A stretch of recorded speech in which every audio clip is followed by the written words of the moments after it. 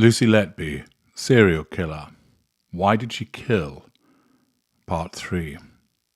Hello, I'm H.G. Tudor. In order to understand why Lucy Letby killed babies, we need to understand what she is. In order to understand what she is, we need to examine the evidence of her life. We continue by understanding more about her life and also her relationship with her parents. So far, the evidence that has been put forward, leaving aside, of course, the criminal activity that she engaged in murdering babies, pointed to someone who could be as far as removed from an individual that would be expected to behave that way as you might expect to get. She was a godmother to 2 children. She did salsa classes. She went on holiday to Ibiza with friends and lived in a £200,000 semi-detached house close to the hospital with her 2 cats, Smudge and Tigger. Her home was entirely ordinary. There was no shrine to any individual that she might have been viewed as being obsessed with. She wasn't somebody that had a room that was dedicated to the victims of her crimes. It was the case that documentation and confidential records were found when the police raided her property in 2018, which perhaps pointed to a fixation with regard to what she'd done. We will return to that in due course. When she was shown pictures of her semi-detached home in Chester at her trial, she began to cry. It showed that it was decorated with stuffed bears, Disney figurines, pictures of her godchildren, and a sign in the bedroom that read, "Love sparkles wherever you go." She lived alone in this semi-detached home in the cathedral city of Chester, on a quiet street of neat lawns and privet hedges. Her neighbours were either retired or couples with children. They would rarely see the young blonde woman who had moved into the house in March 2016. She worked nights at first, then moved to day shifts, until she would leave with her Morrison's bag for life before dawn, and rarely return until late. Her parents, who lived a couple of hours to the south in Hereford, had helped Letby buy the smart 3-bedroom house. It was a mile from the Countess of Chester Hospital where she worked, and the pokey staff digs where she had lived until then. Letby decorated her home with chintzy wall art, happy Prosecco season, and friends are angels in disguise, and cuddly toys. It all smacks of an individual that comes across as, again, vanilla, routine, ordinary. In the kitchen, she had a happy birthday mummy note pinned to the wall from her cats, written by her mother. Another note read, "Number 1 godmother, awarded to Lucy Letby." She was a fastidious diary keeper, writing down work shifts in blue ink and social engagements in pink, ticking off items she had completed, including the delivery of a washing machine. Again, ordinary. No haphazard behaviours, but fastidious. She went to the gym, did salsa classes, and had quite an active social life. But her life appeared to revolve around her work.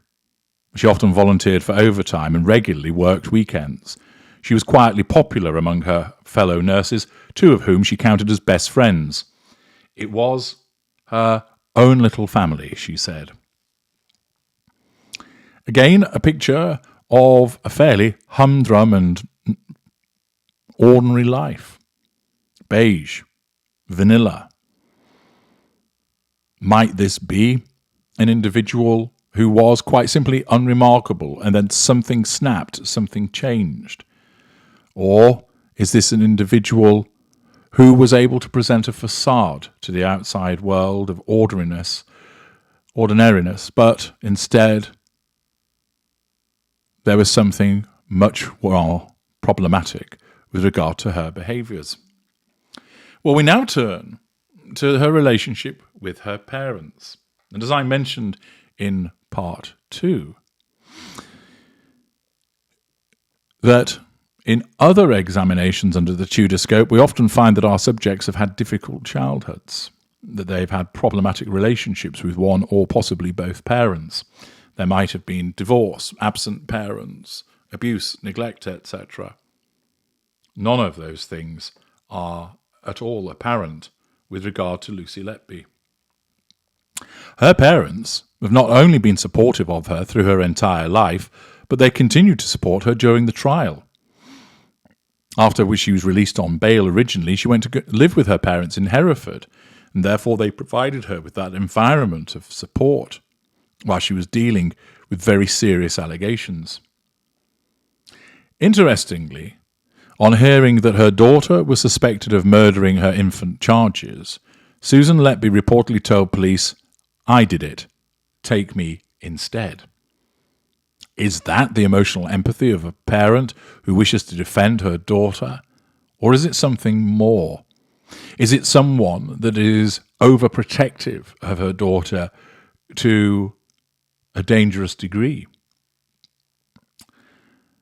Describing their overwhelming pride in their daughter, another neighbour said of the Letbys that Lucy was an only child. Do I have to say any more? Perhaps this hints at an unhealthy fixation the parents had on their only child. Maybe they lived vicariously through her. Letby seemed particularly close to her father.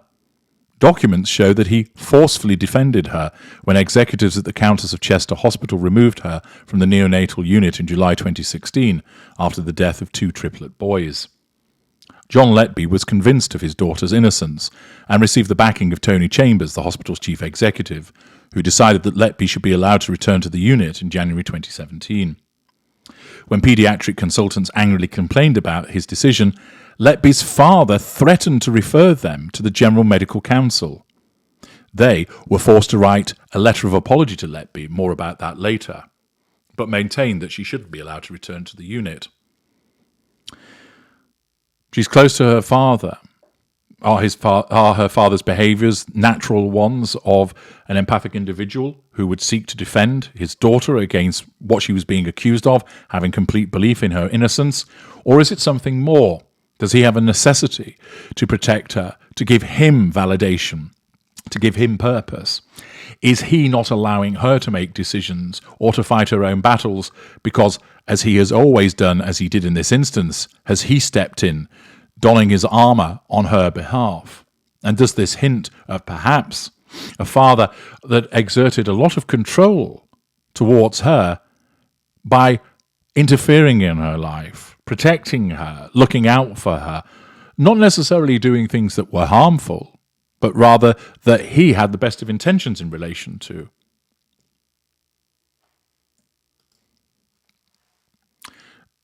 Letby was arrested on the 4th of July 2018, and her father was there to witness it. It was 6 a.m. on a clear blue July morning when Letby opened the door to a Cheshire police detective. He introduced himself, and she was led out of her Chester home in handcuffs 11 minutes later, looking ashen-faced, dressed in her nightie and a blue Lee Cooper tracksuit. She told a female officer she'd just had knee surgery. She was placed in the back of an unmarked police car. A family had returned from a holiday in Torquay the day before, and John Letby had stayed the night. In court, Lucy Letby sniffed away tears as she said her father had made her bed after the arrest. John and Susan Letby stood steadfast by their daughter. At considerable expense, they rented a property in Manchester so that they could be in court every day. As the trial began, her mother was seen mouthing the words "I love you" to her daughter, who with a pallid face and darkened hair looked much changed from the beaming young woman pictured in the local newspaper on her day of graduation. She had explained that Letby had explained that she chose A-levels in order to take those which would best support her career as a nurse, ending up moving away as she became the first person in her family to go to university. Her achievements would become those of her mother and father, it seemed. They marked her 21st birthday in their local paper, followed by another announcement in December 2011, celebrating her graduation with honours for her nursing degree. After her graduation, Letby continued to holiday with her parents in Torquay, where they had travelled as a family throughout her childhood, and did so up until her arrest 5 years ago. It was clear that they were very close, holidaying together. They were very proud of her achievements, which, of course, is nothing out of the ordinary.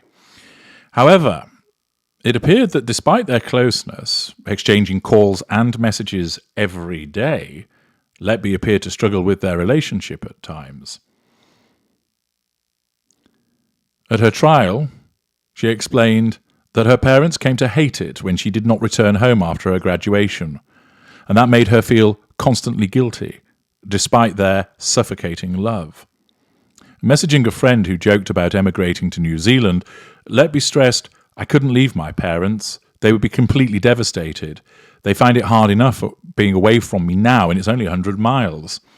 I came here to university and didn't go back. They hate it, and I feel guilty for staying here sometimes, but it's what I want." Letby told another friend, "My parents worry massively about everything and anything. They hate that I live alone, etc. I feel bad because I know it's really hard for them, especially as I'm an only child, and they mean well. They're just a little suffocating at times, and it makes me constantly feel guilty." The nature of the relationship between Letby and her parents is particularly interesting. Might it be that this is where a lack of control environment came from? They didn't abuse her in terms of beating her. There's no sexual abuse. She wasn't neglected. Instead, she was given support. But was it the case that she was never able to make any decisions in her life because mum and dad always got there first, always ran to court her, always guided her, always made decisions on her behalf? Note how she claims that she was made to feel guilty as a consequence of moving away from them, and that they would be in contact with her on a daily basis. Such a level of interference does demonstrate a lack of boundary recognition on the part of her parents, and might potentially be viewed as some kind of hoovering that's being taken place, that they maintain control over her, either singularly or jointly. Might it have been the case that one or more of her parents decided that they wanted to help her, but that was a way of asserting control over her? Might it be that it was viewed as benign, but the actual consequence of this was that it was not? That it led to her being controlled in where she could go, what she would do, who she would fraternize with, that it made her behave in a particular way?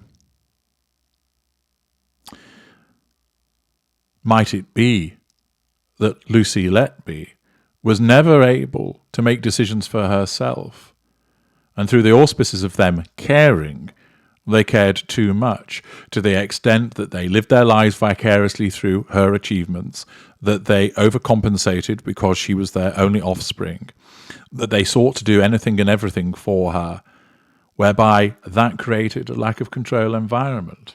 Or is it simply the case that she has two very caring parents who, like many parents, have just sought to do the best by their daughter and have a close relationship with her, and that has not created a lack of control environment? It can, of course, be viewed in either direction, but with a hitherto seemingly ordinary and unblemished life, it perhaps starts to provide us with the first piece of evidence that might suggest that her upbringing has played a part in what she has become and what she has done. I've explained to you that a narcissist is created as a consequence of a genetic predisposition allied with a lack of control environment. Some of those lack of control environment are the perhaps more obvious traumatic ones: physical abuse, sexual abuse, neglect, but it can include a failure to provide emotional support. It could be witnessing a one-off traumatic event, for instance, seeing your parents murdered in a home invasion.